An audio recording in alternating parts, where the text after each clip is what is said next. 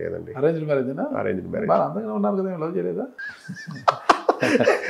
నేను మా ఆవిడ లవ్ చేస్తున్నా కదండి. ఇప్పుడు చేస్తున్నారా?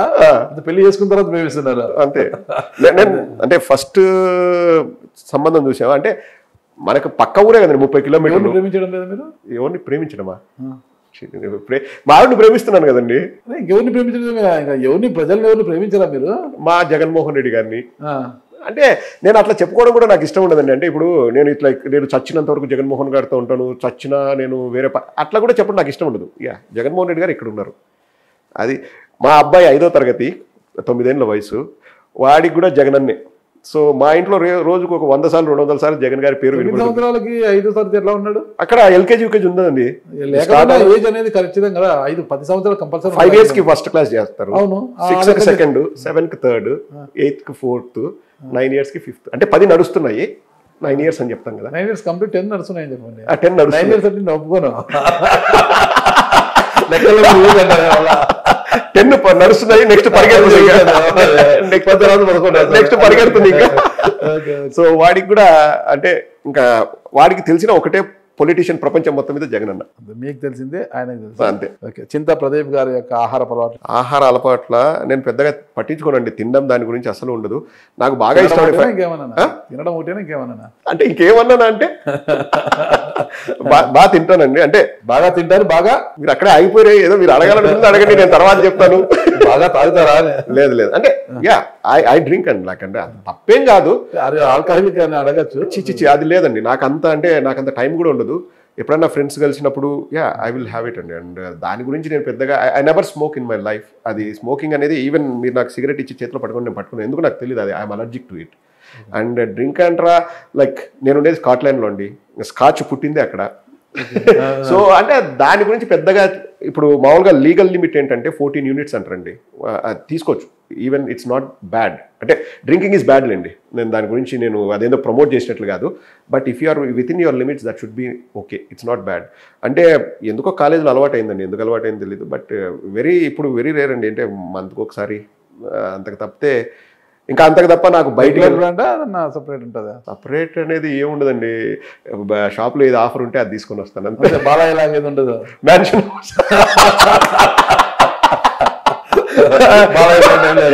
అట్లా అంటే అక్కడ ఇంకోటి బెస్ట్ థింగ్ ఏంటంటే ఇంకా కల్తీ లేకపోతే అది చేయడం ఇది చేయడమే ఉండదండి. కల్తీ చేస్తే కూడా ఇంకా ఎక్కువ రేటు వాళ్ళు స్పెండ్ చేయాల్సి వస్తుంది కాబట్టి. సో అన్ని బాగానే ఉంటాయండి. లైక్ వాళ్ళు అది కూడా అండి, లైక్ స్కాట్లాండ్లో సింగిల్ మాల్ట్ బ్లెండెడ్ అంటారు కదా, వాళ్ళు తీసుకునే విధానం కూడా చాలా డిఫరెంట్ ఉంటుంది. వాళ్ళు చాలా పవిత్రంగా చూస్తారు వాళ్ళ డ్రింక్ని.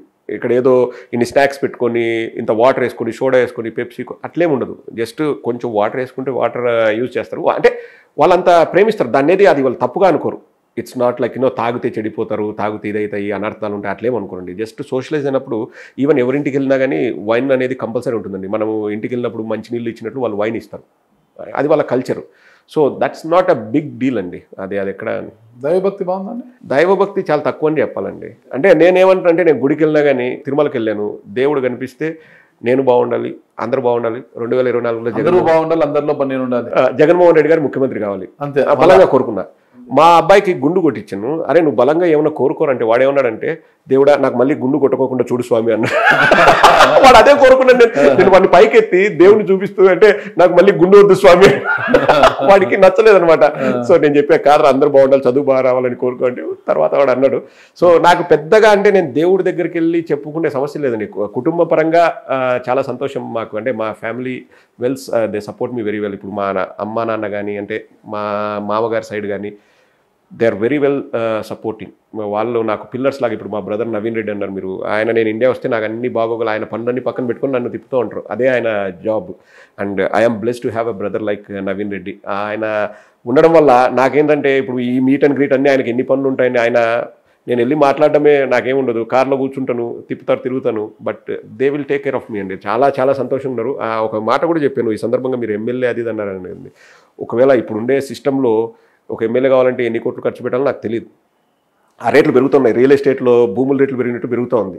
ఒకవేళ నేను చెప్పాను సరిపోతుందండి, ఏదో figure what ever it is అండి. ఇప్పుడు ఒకవేళ నేను వస్తాను అంటే కూడా నాకు జేబులో నుంచి ₹1 కూడా ఖర్చు కాకుండా నాకు సపోర్ట్ చేసే టీం నాకు ఉందండి. అదే అంటే ఆ మంచితనం అయితే నాకుంది. మేము ఏదైనా చేస్తా, బట్ అట్లా డబ్బులు పెట్టి చేయాలన్న ఉద్దేశం అయితే నాకు లేదండి. ఎందుకంటే మాకు ఏదైనా బ్లాక్ మనీ ఉంటే మేము చేస్తామండి. మా దగ్గర ఏం బ్లాక్ మనీ లేదు, కష్టపడి సంపాదించిన డబ్బు తప్ప. అంటే ఇంకా యూట్యూబ్లో వచ్చే డబ్బు కూడా కష్టపడి సంపాదించిన దాని కింద లెక్కేయాలని చెప్తున్నాను.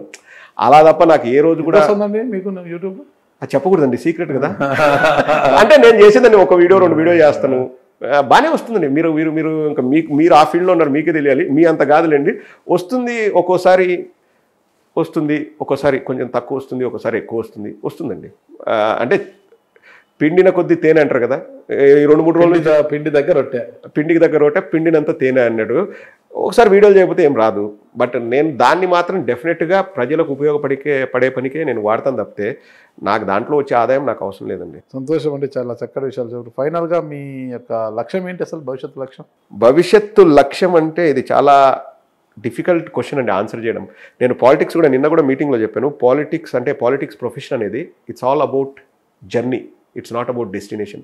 ఈరోజు మనం ఎంత సక్రమంగా మనం చేసాము, జగన్మోహన్ రెడ్డి గారికి సపోర్ట్ చేసాము అనేదే ఉంటుంది తప్పితే, నేను ఈ యూట్యూబ్ స్టార్ట్ చేసినప్పుడు ఒక వీడియో చేసి మనకు గుర్తింపు వస్తే చాలు అనుకున్నానే తప్పితే అదొక ఇలా తయారవుతుందని కూడా నేను అనుకోలేదండి. అంటే లీస్ట్ ఎక్స్పెక్టెడ్. అంటే నేను బాగా మాట్లాడుతున్నాను తెలుసు, కన్విన్సింగ్ వేలో నేను ప్రజలకు చెప్పగలననే తెలుసు. సో ఇప్పుడు ఇంతమంది ఆదరణ చూపిస్తుంటే నేను చెప్పేది అది ఉపయోగపడుతుందన్న సంతోషం ఉంది నాకు. భవిష్యత్తు అంటే ఏం లేదండి, లైక్ ఏదైనా ఉపయోగపడే పని చేయాలి ప్రజలకి. ఇప్పుడు ఫస్ట్ ఏమనుకుంటాం, 20 ఏళ్ళ వయసు అప్పుడు నాకు మంచి అందమైన అమ్మాయి వచ్చి పెళ్లి చేసుకుంటే చాలు, ఒక ఉద్యోగం ఉంటే చాలు, ఫస్ట్ డిగ్రీ కంప్లీట్ చేస్తే చాలని ఉంటుంది.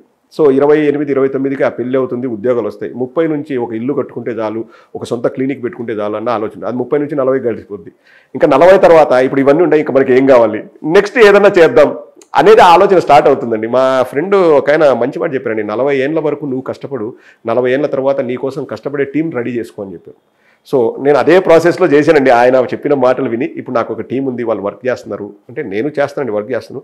సో నెక్స్ట్ ఏంటి అనేది ఒకవేళ నన్ను అడగడం కంటే జగన్మోహన్ రెడ్డి గారు అయితే కరెక్ట్గా చెప్తారు. ఎందుకంటే నేను ఈ విషయం మాత్రం ఏదో జగన్మోహన్ రెడ్డి గారిని పొగడ్డానికో అది చెప్పట్లేదండి.